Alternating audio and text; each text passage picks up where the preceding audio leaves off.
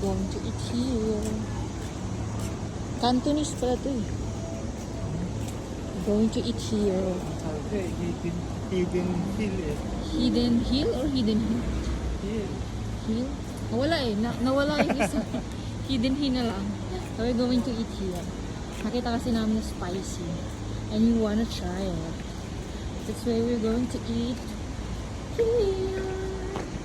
Hidden. Hidden. Ibig sabihin nakatago.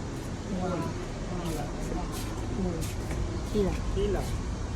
Oh, sorry. It's closed. Ayan o. What's this?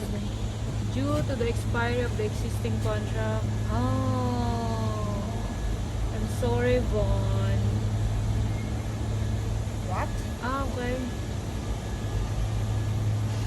Oh, I'm sorry, Von. We cannot try your spicy noodles. Chili oil.